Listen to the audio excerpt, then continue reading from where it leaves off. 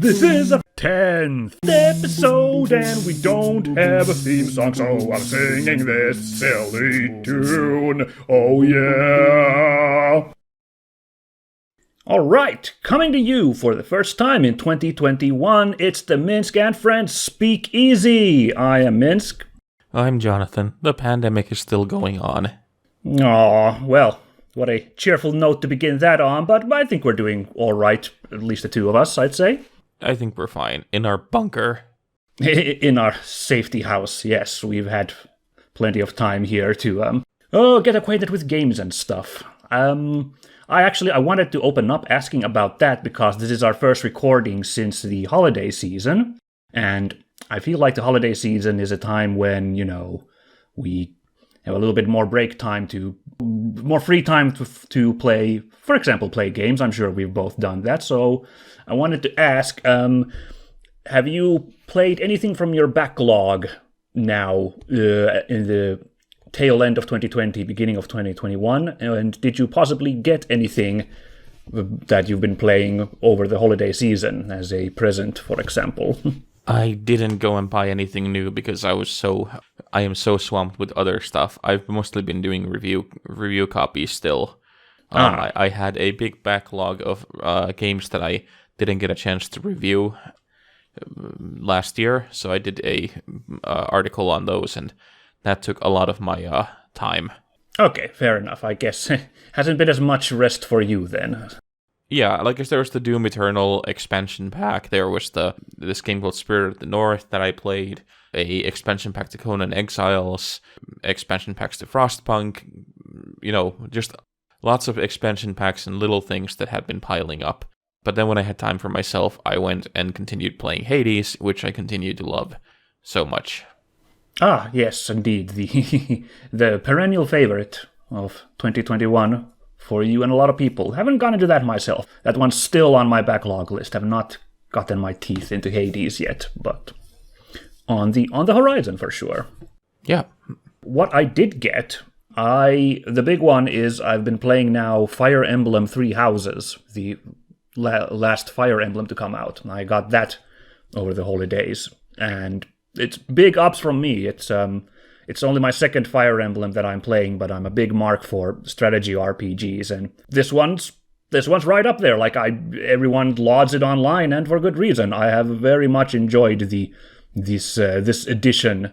It's I'd even recommend it for people who are maybe tired of a lot of JRPGs seem to love the school setting, and specifically the military academy setting seems to come up a lot in JRPGs, and this one's yet another one. But just the fact that you're playing a teacher rather than a student, I think that's a fine little kind of, freshens up the whole thing. I'm enjoying the experience. Okay, sweet. I will say one super weird thing, though, because, the game is, you at the start of the game, you have 3 classes to pick as your homeroom, and that's like the characters you have in your, your party. But you can, recruit other, class members to join your class. The ones who you didn't pick, you can work to get them in your class. And from a gameplay perspective, I understand, of course you want to get the characters you want to fill out your roster. But from a story perspective, it feels real weird as a teacher to walk up to students in another class and be like, hey, you want to join my class instead? It's a very strange... I don't know. I of course, again, like I said, I'm fine with the gameplay side, but every time I feel super weird chatting up other students and being like, my class might be a little better than the one you're in at the moment. I don't think that would be appropriate in an actual school to do that. No, I don't think poaching students is looked happily upon. I believe that is a faux pas in the teacher circles. Yes, it might give dirty looks in the teacher's room, at least, if I started emptying my colleagues' classes. So what do you do with the students then when you get them? Well, they sign up in my class, and on weekdays I teach them the fine arts of combat, and then on weekends I get to do that kind of Persona-style dicking around, talking to people, the slice of life side of the RPG. and it's pretty cool. And then usually there's a big fight, as the story dictates, about once a month, and then you play a strategy RPG. Oh, okay. Solid kind of. Yeah, like I just described, I described a lot of RPGs right there with the slice of life social side and then the fighting gameplay. But this one, like I said, the way it deals with it, with the whole teacher teaching their class thing, I think it's fresh and I like it. Sweet. I have never gotten into those, so I have absolutely no frame of reference on them. I think I played Persona 5 Golden last year for a review, and I remember being hopelessly lost with it, because I had never played anything like that. Oh yes, I have only dipped my toes in the Shin Megami Tensei franchise, so I can't really give recommendations there. I do know just the fact that it's not a fantasy RPG, but like contemporary Japan is already kind of a how would you put it? It really skews your expectations and how you meet the game, I suppose. Yeah, definitely. Groovy. Well, so that's what we've been busy here at the start of the year, but now it is time to get back to business.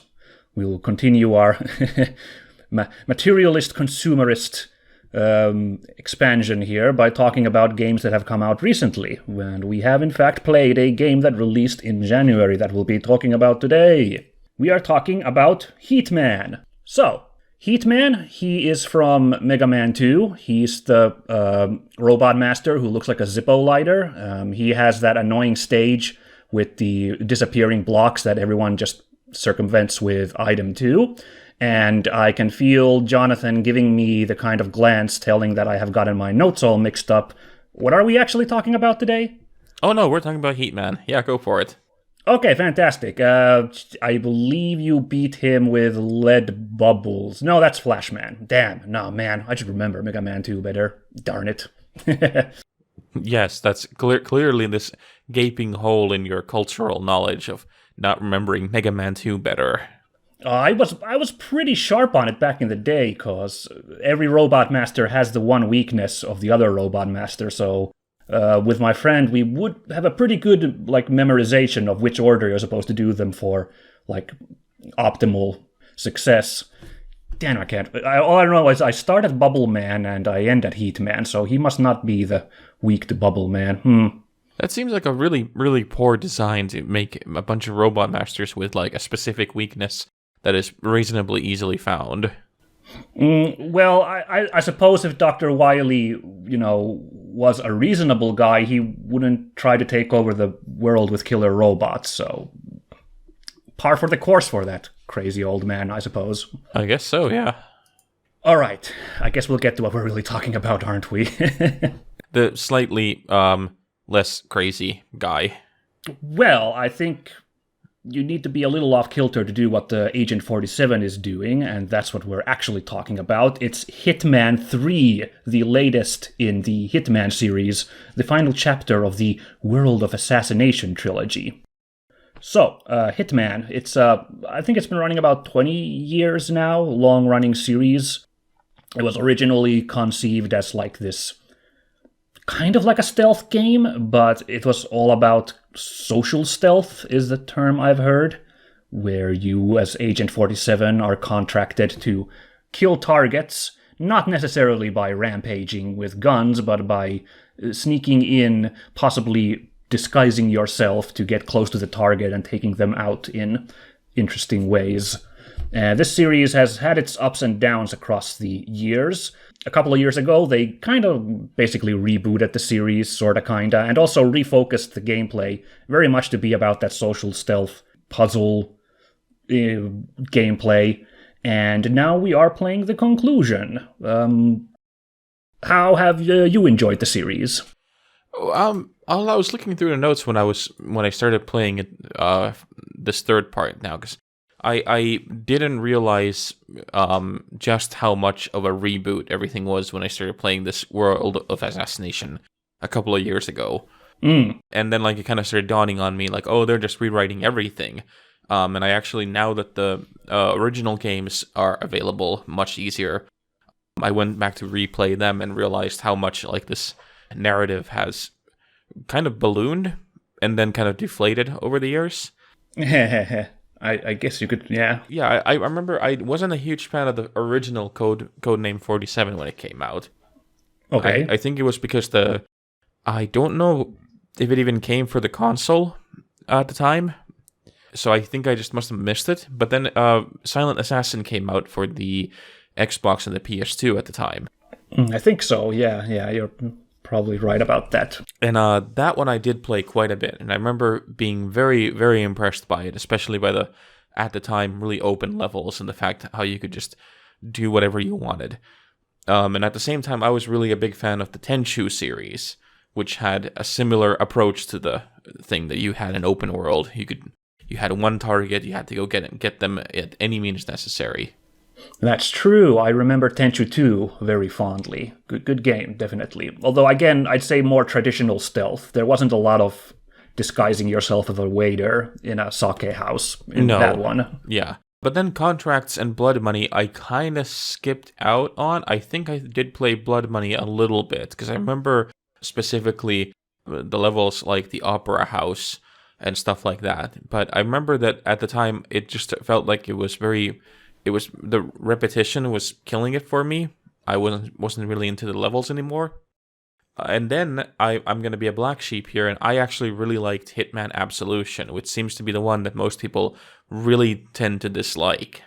Okay, interesting. Yeah, I think at that point they were straying away from the original concept. It played a little bit more like a more traditional, just kind of third-person shooter. I think it was third-person.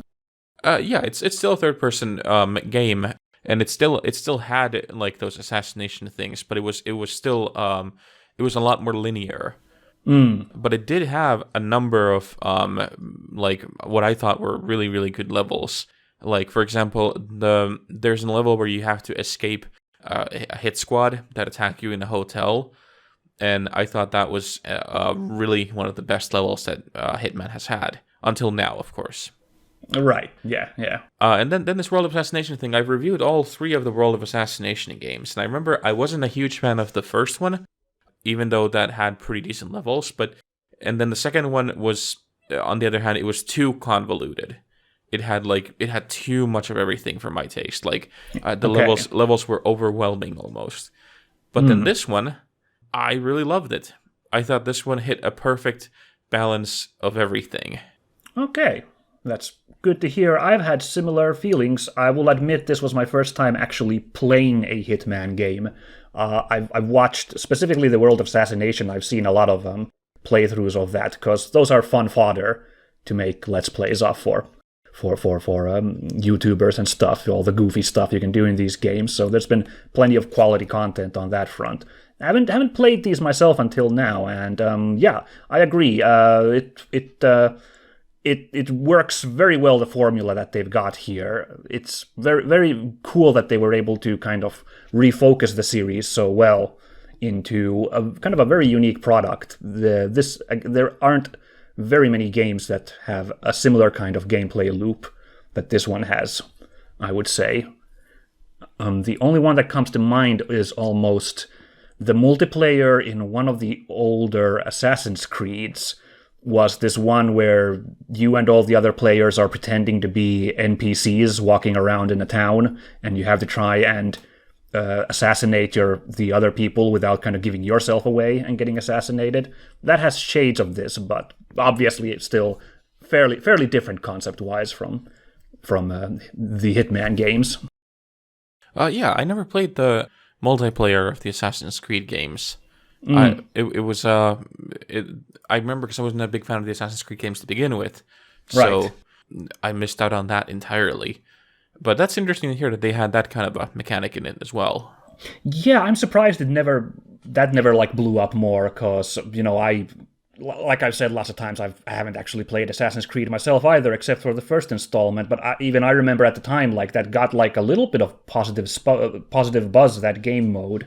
But nothing's really come of it afterwards. That was like 10 years ago, one of those like very first Assassin's Creeds where this gameplay mode was, and it's odd that it didn't get more traction, because I don't think it has showed up in like the last few installments. So, yeah. Yeah.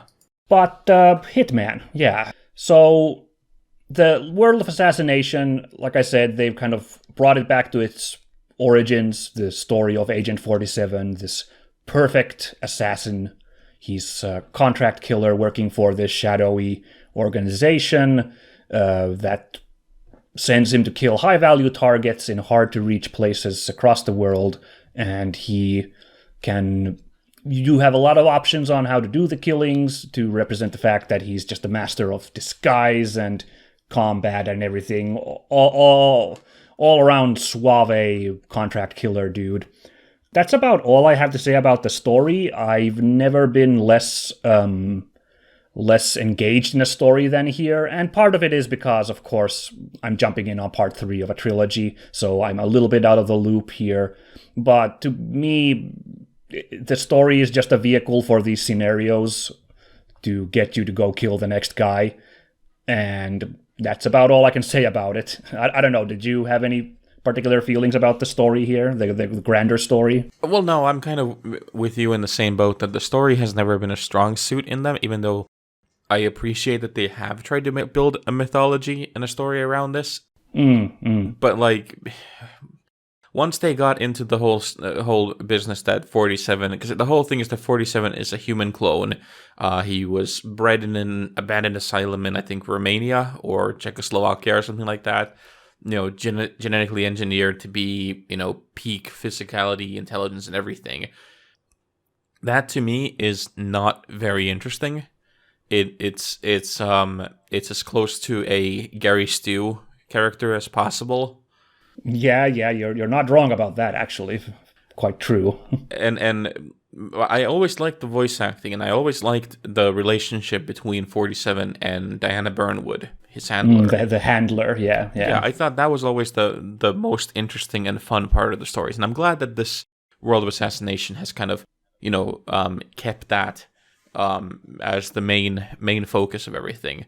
But all this stuff that because they retconned a bunch of stuff already during the series, they've already rewritten a bunch for this World of Assassination stuff, and it is so convoluted and so silly that by the time they started introducing, his old childhood friends and stuff like that into the story, I couldn't care less. Yeah, the character Gray is apparently the big impetus for what's going on in Hitman 3, which is that Agent 47 is now fighting against the system that he was, brought up in, the shadowy Illuminati-style organization. And yeah, this Gray guy is like, you said his childhood friend or something, but I can't imagine Agent 47, the way he's been presented, caring about a guy like that coming up. I don't see how that would be the one that twists him around to being like, wait a second, the system I'm working for is wrong. Like, I don't know. Maybe in Hitman 2, because that's the one I've seen the least of, maybe they do it like in a convincing way, but if it's anything like the storytelling between missions in Hitman 3, I'm skeptical of that. No, part 2, like, the story was about the same as in part 3 in the way that it was delivered. That, like, if you really are into it, if you really read all the extra stuff and you've, like, gone through and meticulously poured through all the documents and everything, you'll probably get something more out of it. But just watching the cutscenes, and I mean, the good thing is with the Hitman release on, like, the Epic Store, you can, like, go and watch all the cutscenes from all the games. Which is nice because you can at least get an idea of the story, but like it's wishy-washy at best. Especially because in this one, it doesn't seem that they care a lot about the characters to begin with, other than 47 and Diana, because like almost everybody who is a side character, like I can't remember seeing them past like a 1 level or 2 levels, and then they kind of disappear from the story again. Yeah, and there is like a main bad guy in this one, the Constant, I think his name is. But boy, did I he was just a guy who I was aiming to take down, I suppose. That was about all I cared. Although, I will say, I thought the finale of this game was very pleasing. Without going into spoilers, there's a couple of different endings you can get, one of which is like a really kind of nice closing the closing the cycle type of ending that subverts a little bit what 47 normally does. So points for that at least. Oh yeah, and I think that it's good that IO Interactive knew that they're not going to be returning to Hitman for a long while, because they're now developing the new James Bond game.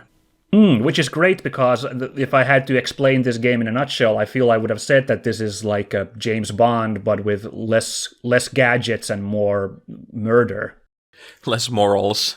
Yeah, something like that, I suppose, which, weren't in huge supply with James Bond to begin with, but... Yeah, I mean, it's still a extremely affluent white British guy going through all the old colonies, killing people.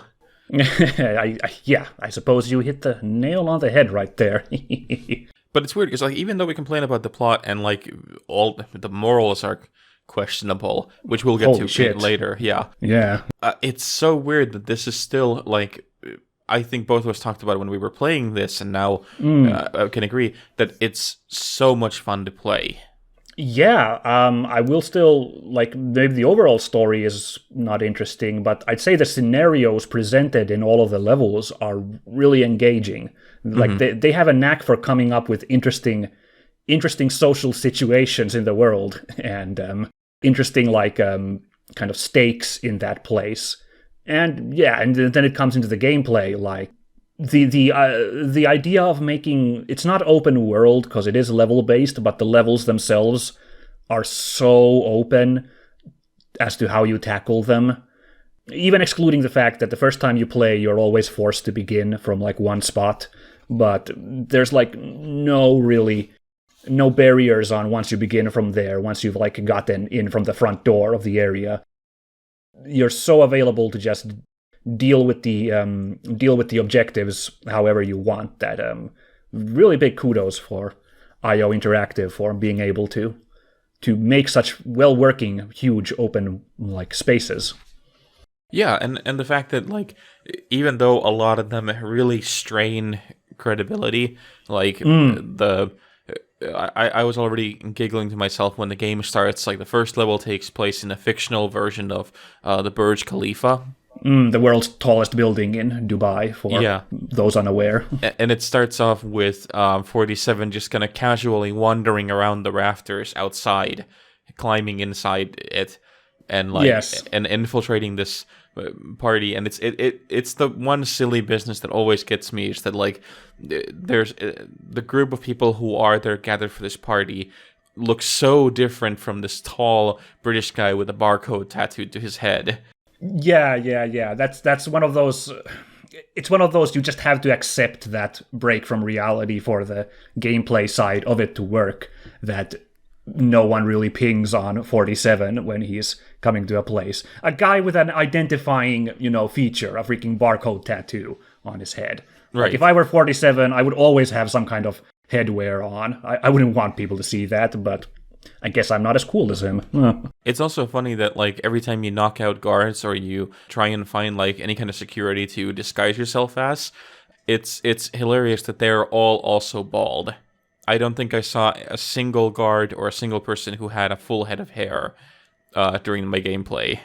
Yeah, I mean, obviously we're dealing with like military law enforcement people who I think kind of do keep their hair short. Buzz cuts are favored in that field, but you are right that weirdly many similar looking people for such a unique looking man, such a striking individual. No, but it gets even more like, I was shocked at how brazen NPCs were in Forgetting Faces when there were some like, mission critical characters who interacted with other NPCs who I would then disguise myself as and go talk to them like a minute later, and they wouldn't bat an eye at all that, suddenly this man's facial structure is completely different, and like, if he had any hair, it's now suddenly missing. Like, really? People have that bad memory for faces? Right. Or like the fact that he suddenly is British and is,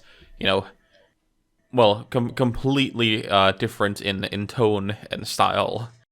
Oh yeah, you're so right. Like the freaking detective in the second level who has like this real he's got real down North London working man's kind of Cockneyish accent going on, and I was like, oh boy, I want to hear 47 try to pull that accent when he's disguised as this guy. No, he just talks with that same James Bond manly voice, very striking whiskey voice. Like, he doesn't even bother to like try to pretend to be the character who a bunch of people just met a moment ago. Right, and it's really funny even because like they establish this level takes place in it's a really big Knives Out pastiche. So it's a love letter like Knives Out was to Agatha Christie stories and all that. And it takes place on this massive estate somewhere outside of London, like in the Highlands of England, and is wonderfully presented, beautifully captures the kind of feeling of old murder mysteries, old Hammer films. Yes, exactly. And as 47 is coming there, he has to kill this woman who is the head matriarch of a massive conglomerate who has information that he needs. But as he arrives there, there's been a murder in the family, and they have invited like one of the best and most, under the radar private detectives there. And they arrive at the same time. So as 47, as you're coming through the fields and you can see the detective coming in, and they establish that, this person who has hired him and this family are extremely meticulous. They're extremely, like, detail-oriented, and nothing escapes their thing. But then you can just go and knock the detective out and just, assuming that they've already spoken to him, they've invited him over, and then 47 is there just like, I'm here as the detective. Yes, I'm the man you called a day ago. Yes, and it's like, you don't look anything like your pictures, this famous detective, and anything like that. Nobody cares. Nobody even bats an eye, and just give you free reign to go about the place. Yeah, it's but that's how the game works. So you have to accept some of these breaks. I mean, that we were both totally in love with that particular mission, the pretending to be the detective, and it wouldn't really work, unfortunately, if we didn't allow this, small oversight of no one's done a background check on the detective to realize that this is the wrong man. Right. Yeah, all that doesn't matter because it is, again, fun to play. And that particular level, because it is so meta, it seems to understand exactly how silly the series is. And actually is the one that requires the least amount of moral bending of the rules. Because you are there and you get to have, and like the game actually even encourages you to take a moment out and break out from this game set reality and pretend to be a rightful, righter of wrongs, that you actually do something good. Yeah, not to spoil too much of that particular mission, but you basically get to do that detective's job if you want to, and it's a really fun Agatha Christie murder mystery. Yeah. It's and you kind of had to allow that to happen with all the silliness involved. Yeah. But if you don't want to do that, I mean, there's about a dozen other ways you can take that lady out. It's very, very cool in that sense, and you are not forced at all. Well, you are kind of encouraged. I'm sure the developers really wanted you to do that detective mystery because he's the first guy you walk into going into that mission. But you're not required. You can just disguise yourself as somebody else, or you can try to stealth it, which I think is a lot harder because there's a lot higher density of NPCs in this game. Or you can, all sorts of stupid shenanigans to get your mission done. And it must take a lot of work to make sure that everything works as well as it does, and they've succeeded. Yeah, absolutely. Yeah, I would say... actually, let me ask you this, because we mentioned missions, like the mission with the detective. There's a bunch of missions for a lot of levels here. And basically... they're to give you an experience that's kind of guided in a sense, since again it can be a little overwhelming how open the game is. Mm-hmm. How did you approach these when you first played these levels? Did you do the missions, or did you just kind of dick around figuring out for yourself? What I would do, I would first, if it was a really interesting plot strand that would show up, I would follow it. Like in the case of the murder mystery, the moment the detective showed up, my instant reaction was, I am gonna, take over as him. I need to. This was like every fiber of my being was like, this has to happen. If I can't do this, I will be very sad. But with all the other levels, it was more a case of, wow, I'm going to go and look around as much as I can just to see what I can find. Okay, yeah. Interesting, because I kind of did the opposite. I was always at first like, I'm going to do this mission that comes up, the first one I find, because I just kind of want to get the kind of quote-unquote cinematic experience, the like really thought-out thing. But then when I returned to the levels, yeah, I would just be like, well, what's the other stupid things I can come up with to kill these people? Yeah, like I would do that more in the previous games, because in those, like especially in part 2, I was constantly overwhelmed by all the stuff. So in those, I tried to follow the kind of guided tour as much as possible. But in this one, for example, like there's a mission taking place in Berlin at a abandoned factory that has been converted into this massive rave.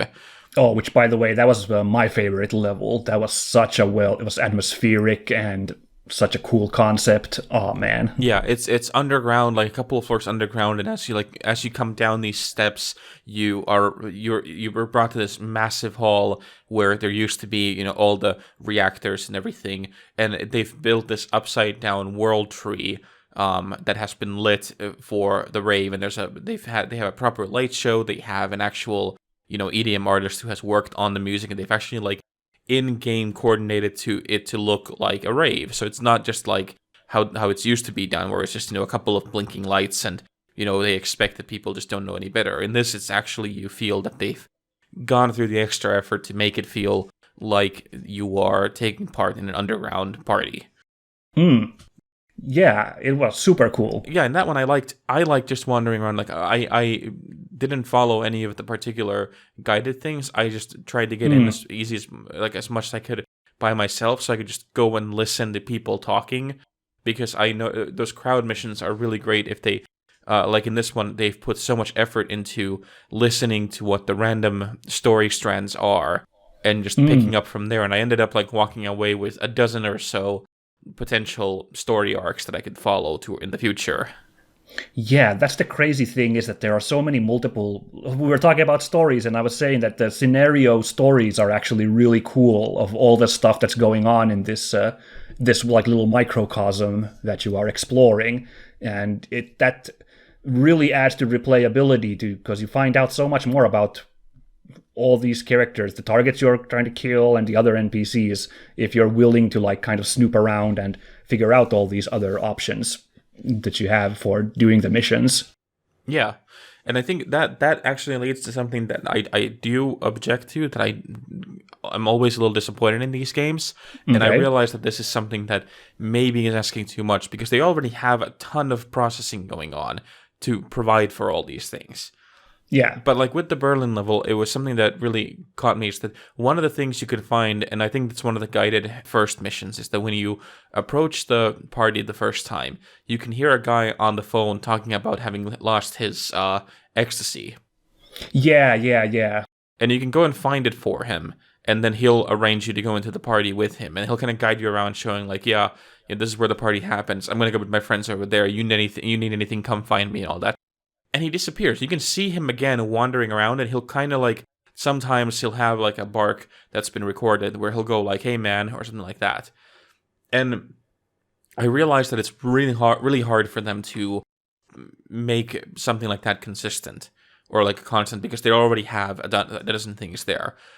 But I really wish that would have been something that the games would emphasize even further, is that because you can, if you want to, you can just wipe out everybody at that party. Like if you're good enough as a player, you can just wipe out every single person, hundreds and hundreds of people, kill them, and the game will not change in any way, in any meaningful way. At least you'll get less points, but that's it. You've still accomplished your thing. It's not going to affect the future in any way. Right. Yeah, I get that. And it was one of those things that I kept thinking of, especially in that Berlin level, is that I really wish there would be some kind of something more that would make an impact, in the sense that you are supposed to slip out unnoticed, but you are going to make an impact and an impression on people, because one of the consistent jokes in the game is how whatever clothes 47 puts on, everybody will comment on how good he looks in them. Even if you got like Bermuda shorts or something like that, somebody's going to comment on how muscular you are, or how awesome looking you are. That's true. Yeah, looking sharp there, sir. Right. Yeah. Just it's a random thing that they're yelling, but it's one of those things that clearly it has been established that this guy is a striking presence and is someone who people will notice. But it doesn't ever become a thing where anybody is going to start like question, like, if you change your costumes a number of times, or like it would be interesting to see what would happen if you showed up, because you can in the rave you can also knock out a drug dealer and disguise yourself as a drug dealer there. But it's established that this guy who just let you into the party also knows the drug dealer. So right, but you can go back to him, you can hang out with him in the drug dealer clothes, and he's not going to react in any way. And it does make the world a little bit bland in that sense. And it does make it feel like that it does allow a little too much emphasis on the fact that nothing matters, so you don't have to really care about any kind of repercussions or morals in that sense. And it's a really weird thing, because one of the main themes of the game as a whole is 47 talking about how he's not a monster, how he is going to do this for people who are the actual monsters of the world. Yeah, I can see where you're. I can see your point there. It's a really hard one to like kind of answer to, though, because it would require. This one already has a lot of forethought and planning on just making the levels work as they currently are, but like you would have so much like branching pathways to like kind of take all that into account in like as you kept playing through that.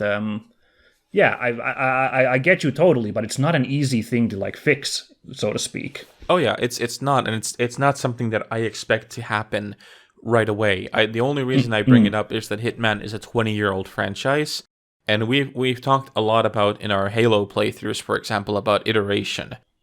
And I don't feel like that in the 20 years that Hitman has ever actually iterated or progressed as a series that much. The levels have gotten more elaborate, yes. Yeah. But I don't think it's ever changed its mechanics over that 20-year period in a notable way. Well,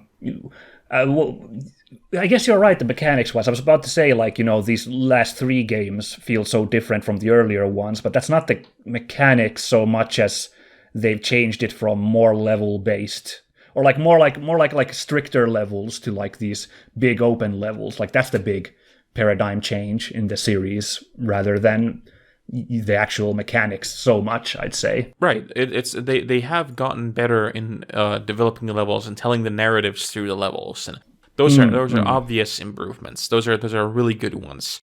But then like in terms of like what they do with them, what the mechanics are, what the major changes, like they played with that a little bit in Blood Money. In Blood Money, you had at the end of a level, when you completed it, they had like a newspaper clipping that kind of emphasized the whole, what happened to this magnet has been killed, and nobody saw anybody coming in, nobody saw anybody leave. He was just found dead in his office. If you played it as a silent assassin. And then if you played it as like, you killed a bunch of people, or somebody saw you hurt somebody, they have like, we have a potential witness and this person, was seen trying to leave the scene. Or then if you kill a bunch of people, it's like this vicious murderer, and like really like talks about what a crazed animal you are. And I thought that was a really, really great and interesting thing that they tried to bring into it, and they never brought it back after that one. That's true. That there isn't much of a there isn't much of a denouement to all the missions you do in this game, because it goes back to that overarching story. Once you get the mission done, then they just go back to the whole 47 trying to stop the bad guy, the Illuminati plot. So yeah, you're actually right.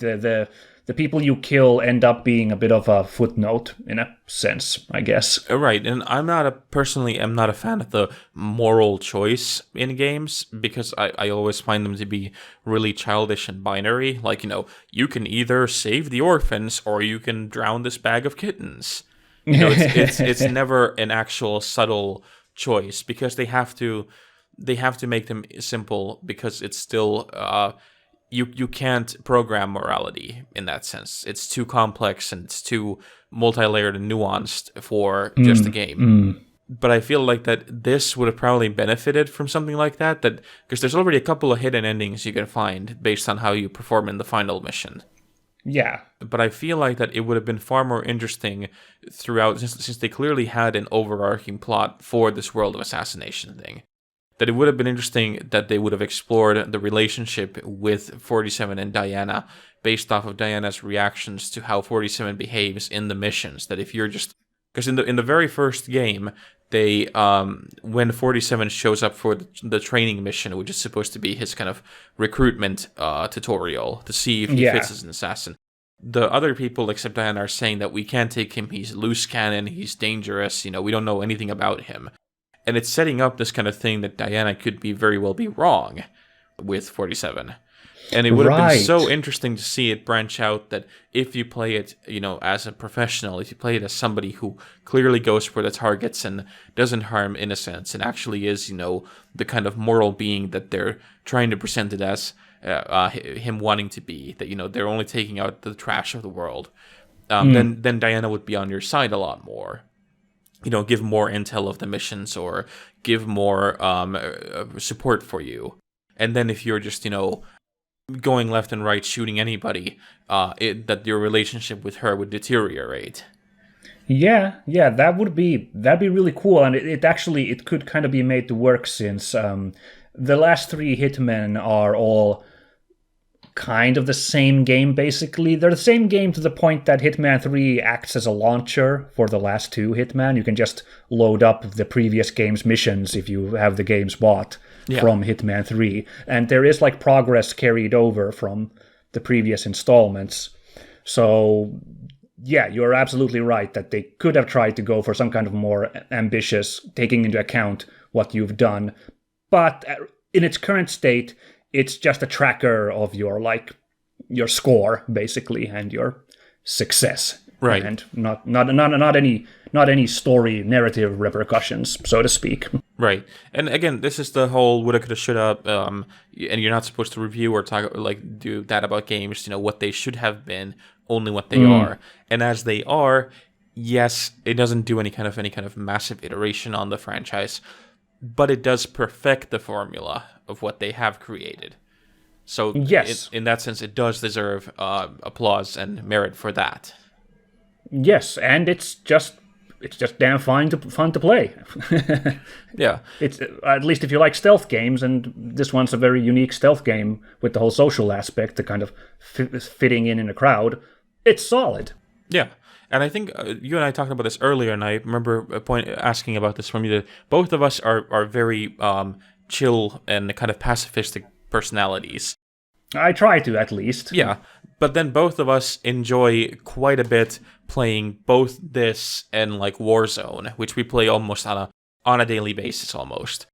Yeah, and I would say a large percentage of the games I play have some sort of element of violence to them. There's no denying that. Right, but this in particular, and also Warzone with its jingoistic and politically questionable attitudes, which we've talked about before. Yeah. But this one also, did you have a hard time while playing this, or when they're thinking about the whole, why is it such a thrill to go around the world killing people? It's a really hard thing to approach, because I do enjoy this game a lot and doing the missions, but I think maybe part of why I haven't even played Hitman myself previously is because, yeah, you're right, there is some grossness to contract killing, and I'm not saying you're not there isn't any scenario, at least in Hitman 3, where it's you have to assassinate the lawfully elected leader of this country in the interests of some really shady, corrupt political power. You're always, the people you take are always very, very questionable people. Mm-hmm. But it is weird and I don't know if I can really justify myself, but I enjoy it most of the time until like certain moments, like the piano wire kills in particular feel really awful, because I'm just thinking like, oh, that'd be so awful if you're just minding your own business and suddenly you're getting like garroted all of a sudden and you can't breathe, like ugh. But that comes and goes very quickly as I play the game, because then there I have a dead body I have to hide and I need to escape, and Right. And it's one of those, like, the only time with these games where I've had that kind of a moment, like, where I've actually, like, stopped and considered that's that made me feel terrible in the pit of my stomach, was there's a moment where you can drown somebody into the toilet, and like it's like him literally holding the person down, I think either with his hands or with his foot, and you can like hear them gurgling as they're just trying to gasp for air in this shitty small toilet stall. And I remember just thinking like that was one moment where I'm just like, it feels really odd, because then it like the game immediately goes like gives you this kind of the ping sound, which is that you killed somebody, you got some points, and you hear the dulcet tones of Diana Burnwood going like, "Well done, 47." An excellent job. Yeah, and it's such a weird thing, because it's like we talked about, it's never addressed there. It's kind of there just to kind of keep you going, and like you said, now you got to hide the body. So you get this Pavlovian response instantly, and it keeps you going. And it's only after I stopped playing and after I wrote the review when I was starting to think that I don't understand why it is so fun. And it's a weird and troubling notion, because it doesn't ever really say that you do realize this is not something that you should admire or consider to be awesome. That is still a shitty life that they're leading. Yeah, it only gives the kind of vague like references to like 47 should get out of this business. The whole like we're trying to dismantle this system. Right. But it doesn't exactly address the fact that you're still doing the same thing you do previously when you were working for the system, Yeah. Except again, if you get one of the endings is a very cool kind of subversion. That's all I'll say. That's why I thought that was kind of fantastic the way I ended the game. But still, it's a very little in the face of it all. The questionableness of it. It is, and it's more of a larger dialogue to be had about the consuming of art. And, interacting with art, and, how you are with it. I'm certainly not saying that, if you play Hitman, that you're a terrible person, or that you have something wrong with you, because that's simply not true. But it is something that I found interesting to think about while playing it. In the same way how, like, there are the justifications when we play Warzone or any of the Call of Duties, is that I perceive it more as a kind of team paintballing exercise, which is team building and tactics, because it's so silly. At least in the Warzone version, where we have pink clothes and pink bubblegum helicopters that play 80s hit songs. Yeah, exactly. And I think Rainbow Six Siege kind of also really smartly contextualized that, because if I understood correctly, that's always a training exercise that you're playing. Like, the feeling I get that these are just professionals, like, going through the motions of practicing for quote-unquote the real thing when you do the missions in that. So again, that, like, does a good job of, like, kind of making it palatable, I guess. Yeah, it does seem that way. And I'm just now reading here that apparently Matthias Engström, who is the Hitman 3 director, said that they are going to be returning to the Hitman franchise later on once they finish the Project 007.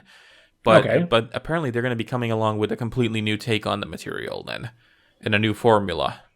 Well, here's hoping that there might be something to address some of the lingering questions about the whole franchise, I guess, in terms of its tone and everything. Yeah. But as for why it's fun to assassinate a person, the only thing I can point to is what I think is fun feeling in stealth games in general. It just feels kind of cool to outsmart everybody. And that kind of sounds a little sociopathic in itself, so I don't feel great saying that. But it is true. Like, when you pull off a successful stealth mission in a video game, you just feel like, I just hoodwinked everybody, and it's fantastic. Yes. There's some of that here, I'd say, obviously. If you get the great kills where no one realized what you did until long after you're gone, it's cool, unfortunately. Yeah, and I mean, that's also some of the reasons why we play Metal Gear Solid, is because in the end, it is a lot of fun to mess around with the soldiers in it, who are all kind of faceless goons who you're trying to, outsmart and outgun in a way. And points at least to a lot of these stealth games for actually favoring non-lethal approaches. Like even Hitman, I think you get a bonus in the end if you only killed your target. So, at least they're trying. Right. I will say another gripe about gameplay, though, is, and this sounds funny after, this moralizing, all the stuff you do that isn't killing a guy, like the objectives, are... Well, they're okay the first time, but they're not very fun to do if you replay the missions. That mansion in England particularly comes to mind. You're not just trying to kill the matriarch, you're also trying to find this intel file, and I was a little annoyed that when I went to replay it, there wasn't an option to skip that part of it. Because it's not... It's just going through the motions once you figured out how to get the intel file, then you just keep doing it again. It's not like the assassinations where it's like, I have so many options on how to do this. It's just, now you just got to do this wrap up again. Right. I don't know. And I did not replay the China level. I did not have time for that. That has a sequence at the end where you're doing this hacking mission and then you have to escape. Did you replay that level? Do you know if you have to keep doing that every time? Yes, I think you do. Oh, well, that's really unfortunate then, because that's a really good level, but that final sequence is a real bummer, the escape after doing the hacking. Mm-hmm. Because it's a standard from a stealth game where you are forcibly busted and then you have to deal with an alert situation, which is fine, but I don't want to go back to that China level now if I have to do that fighting through the guards thing again, right. I have to say. Which is a shame. It was a great level. Really cool ideas going on there. Yeah. I agree with you on that. The China level is superb until you go underground. It's... and also, that's when that level, for some reason, was the buggiest for me. I can say that I have encountered some notable bugs in this game. One of which is I keep getting disconnected, because this is a freaking always online game. Yeah. Or not, I don't know if it's always online, but at least it keeps reminding me of the online component, because it keeps disconnecting all the damn time. That's annoying. Yeah, that one drove me absolutely nuts, because I got a couple of times where I had a really good run, and it doesn't have the autosave function on this is awful. So you have to constantly kind of go and save on your own. And then I would have moments where I had maybe 10 minutes or so progress. And in this game, 10 minutes progress is a lot, because if you manage to get through a number of tricky areas, and then it would crash because it would be like, oh, you're not online, you have to return to the menu now. Yeah, that sucks. But the China level also had disappearing textures for me. I was in the laundromat and there were invisible laundry machines there. That was interesting. I got that one too. Yeah, you just saw the drums floating in the air. Yeah. I mean, I know they had a cyberpunk thing going on in that town, but freaking stealth camouflage laundromats? That's going a little far. Right. But yeah, then also there was a weird bug where I swear there was double the amount of guards in that final alert sequence where there should be. Mm-hmm. And at times they would stand on top of each other. I would have 4 guards in pairs, basically standing on top of each other, which immediately made trying to stealth my way out completely impossible, because I couldn't knock out that many guys at one point. So I just had to give up my only kill the targets thing there to shoot my way through these throngs of guards, and that felt really, really, really annoying. Yeah, that came up. No, I get you. I had a similar one, not in the China level, but in the very first Burj Khalifa level. I had gotten to a point where I had knocked out a single guard in like an area that was completely deserted. Like you could see it on the map that there was nobody around, and there was nobody who could see into the closed room. But then, like, it's somehow the moment that I knocked him out, it said that there's a witness to your crime. Oh, weird. And it would always happen in that room. I did it again in a different room, and nothing happened. But it was like a single room that kept giving, there's a witness to your crime. So either there was a character modeled in there that just wasn't being rendered and wasn't on the map, or then it was just like a glitch that, caused it, that it would report the crime to somebody. Okay, yeah, that absolutely sucks. And it sucks more in a game like this, which is all about kind of the careful execution of your plan. Right. So if an outside of the game thing like that ruins it for you, it really stings. It remains in your mind. Right. But there weren't too many of those, so I'm not going to say this is a buggy mess, but definitely needs a patch or two. Yeah. And like with all the other stuff that we talk about, we end up being critical of the small moments because overall we're positive with a lot of the stuff we talk about. That when we do talk about something that bothers us, we go into detail just to explain that it's not just a nitpick. Yeah. So anyone there listening and unclear, our takeaway is that this is a pretty solid game. I will say, if you don't like replaying games, this is not going to be good value for you. There are only 6 levels, and they can be done fairly quickly, I would say. Like, depending on how bad or how long you take exploring, you can get like a level done in like maybe an hour or something. But the real joy in it is in all of the like alternate ways you can tackle a level and challenging yourself to do different stuff. Like the smartest thing, I would say, or one of the smartest thing is that before you start the level, they give you the list of challenges, and those not only just to like guide you, but they pique your interest. Like that Dubai level is one of the challenges is to kill both targets while they are skydiving. And there's no elaboration beyond that. So that's immediately interesting. Is you're going to be interested in that level just to figure out, like, when do these guys skydive? How do I arrange that if they don't do that regularly? And that's really fun, but it requires that you want to actually come back to these levels again and again. And if you do that, I think you get the most out of this game. But as a single playthrough game, it's okay, but a little light. Yeah, it's a lot. It's one of those things where it's like how much you put in is what you get out. It is not exactly it's not an open world game, but I think there's like 40 or 50 different potential goals that you can achieve in any level. So there's a bunch you can come do if you are a completionist, if you like doing that kind of stuff. Personally, I did like that because I have there's a little bit of that if I see that, hey, you can do something like that, like for example the get them while they're skydiving. I do like that because then I like figuring out the puzzle behind it. Yeah. I didn't go do all of them. I think I mostly just stuck with the Berlin level and the Knives Out level because they were the most fun. But I think I did get a grand total of something like 30 to 35 hours out of this game, which for a single player, without a multiplayer function is pretty damn good. Yeah, and only 6 levels to its name. Yeah. Yeah. I wish they would do more levels, like as expansion packs, but they've never done that. So it's not going to happen now, especially with the entire team moving on to Project 007.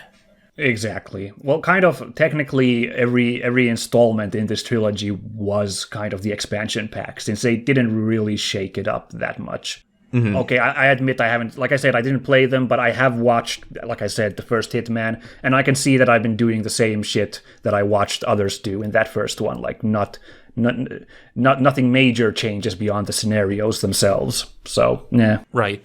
But I must say that I really am excited to see what IO Interactive does with the 007, because I think there's been only maybe 2 good James Bond games, and like even the second one, GoldenEye, is more a nostalgia thing, because if you go play it now, it's it's not a good game. It hasn't aged well. Great soundtrack, though. Oh, great soundtrack, yeah.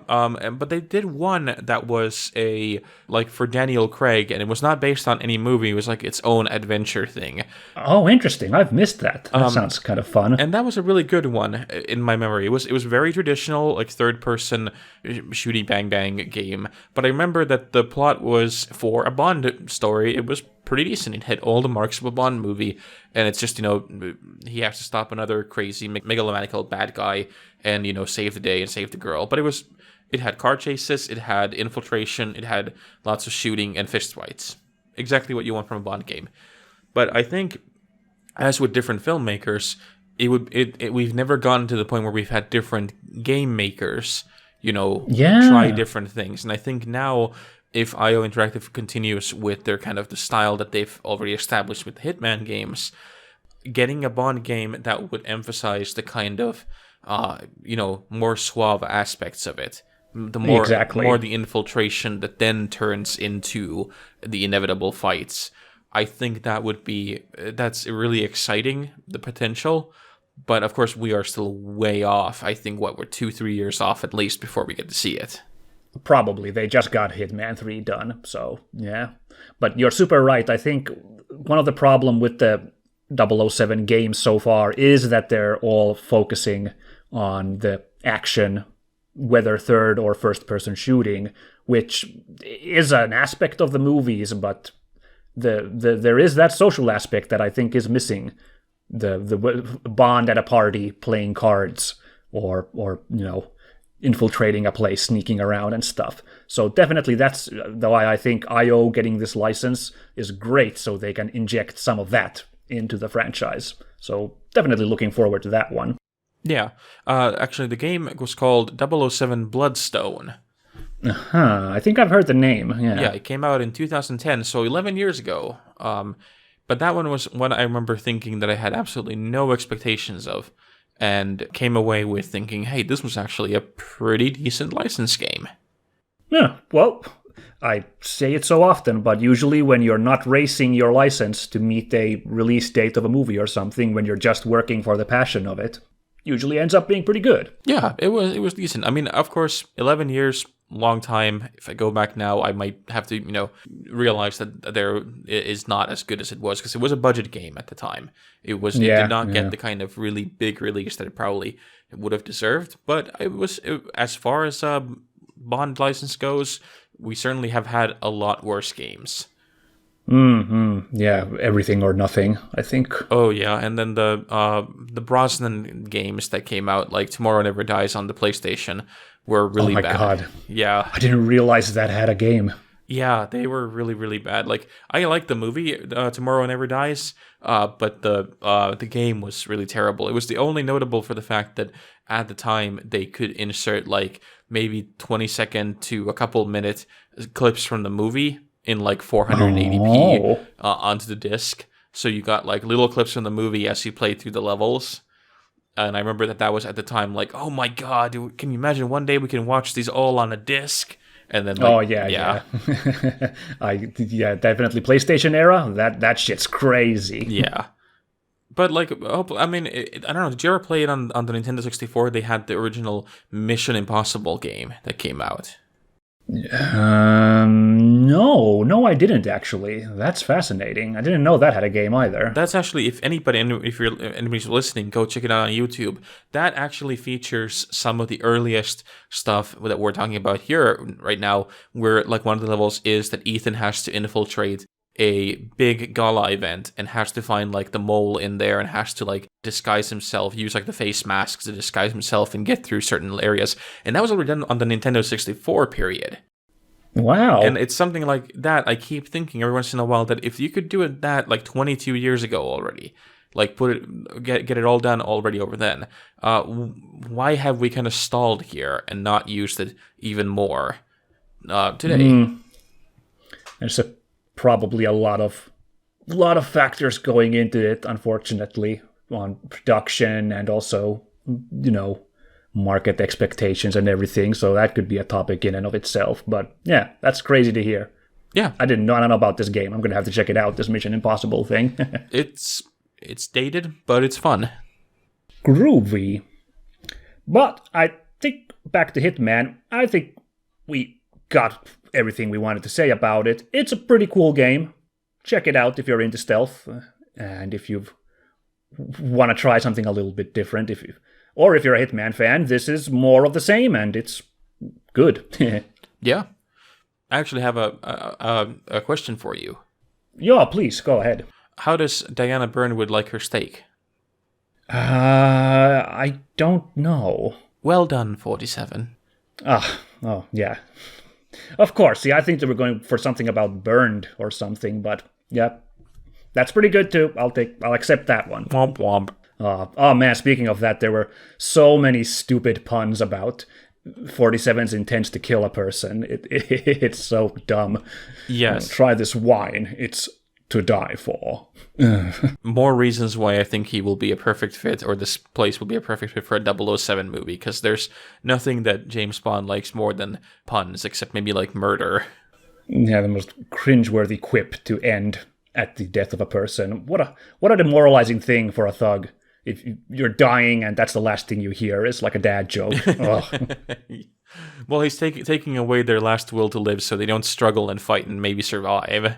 Oh, yeah, okay. Good job, 007. How kind of you. Yes. Oh, at least he's humane on that front. Yes.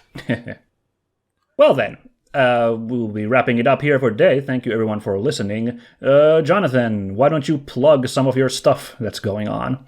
I am currently working my way through Everspace, and I have a couple of documentary reviews coming in still from the Dock Point Film Festival. That was just a while back. There were so many. I watched like 15 films during the festival, during the week. So I am still working through them, but really good ones. And then in terms of games, I'm also working on the Neo games because they were just remastered, or the complete edition came for the PS5 and the PC. So I'm working through both of them on the console and the PC to kind of gauge how different they are. And they're not really my cup of tea, but, they're at least interesting. Yeah, I was going to say, freaking good luck on that front. I've put in a few hours into Neo 1, and I don't think I got to the hard part yet, and I was already like, oh boy. Yeah, they're something. Yeah, but still, sounds good. I look forward to hearing your thoughts on those. It should be interesting. What are you up to? Well, actually, I think we can tease we have a joint project coming up on Minsk and Friends. Don't think it's out yet by the time this episode comes, so here's a nice little teaser for everybody. It'll be on the Friday and Saturday slot once Metal Gear Solid is done. We're going to have a playthrough with me and Jonathan of a game, and it's good. Yep. But apart from that, what am I? Well, still playing Atelier Rorona and Phoenix Wright. I'm doing the final mission now in Phoenix Wright, and getting those pangs of weird conflicting feelings of, boy, this was fun, but now it's going to be over. You get that sometimes with good video games that you played for a while. Oh, yeah. I got that with the Final Fantasy VII Remake. I wanted that to continue and continue. Yeah, you just wanted it to actually be the full remake. Well, maybe in like a decade, you will get to enjoy that trip. Yeah. I'm sorry. But, yeah, this was a pleasure. Thank you, Jonathan, for joining again, and thank you, everybody at home, for listening. We will be back later for some more silliness about games and whatnot. Catch you all later. Bye-bye. See you later.